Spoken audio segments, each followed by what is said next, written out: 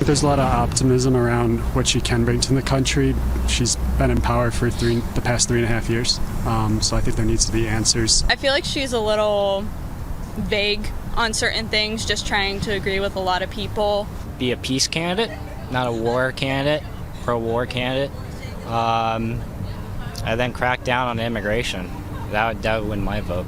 All right, so undecided young voters are looking for answers from Vice President Harris about where she stands on key issues like the economy, immigration, foreign policy when she appears on that debate stage tonight opposite former President Donald Trump.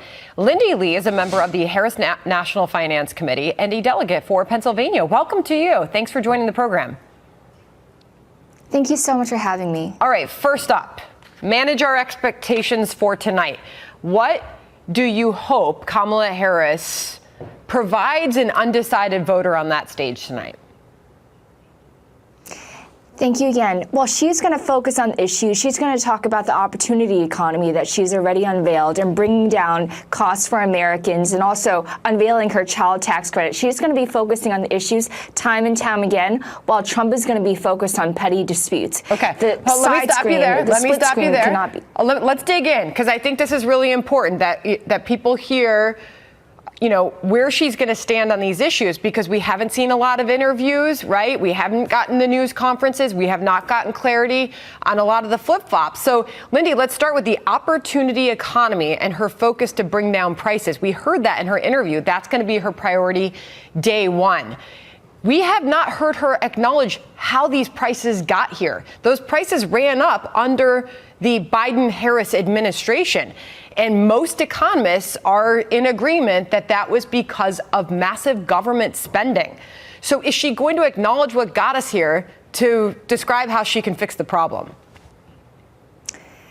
Well, Sandra, she's mentioned how this is not just inflation, it's greedflation. Companies exploited supply chain disruptions in order to jack up prices. And this is across the economy. And so she's going to call out the scammers and the predators who are exploiting Americans in order to line their pockets. So she's going to do everything she can. Those are illegal accusations, right? So I think you have to be really careful with that. When you accuse companies of price gouging, or your words, jacking up prices, that's illegal activity in 40 states, the last I counted.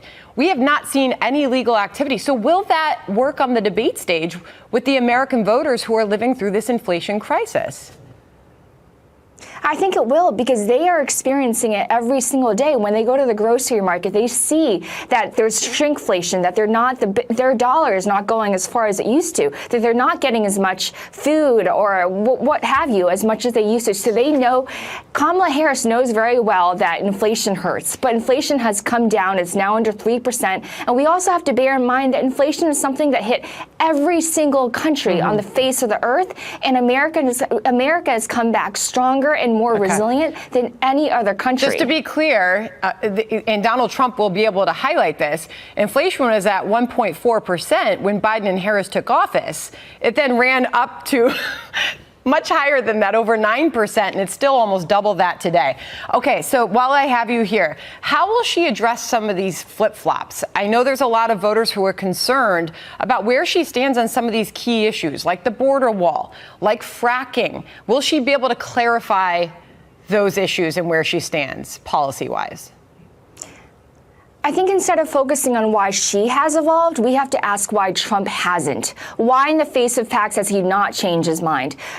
Harris has been in power for 3.5 years now, and drilling under Biden is higher than it ever was under Trump. So during her time in office, she has learned and she has evolved based on the information that she's received. So that's interesting. Will she embrace fracking? She did so in Pennsylvania, and there were some skeptics who say maybe that was just a win over voters there.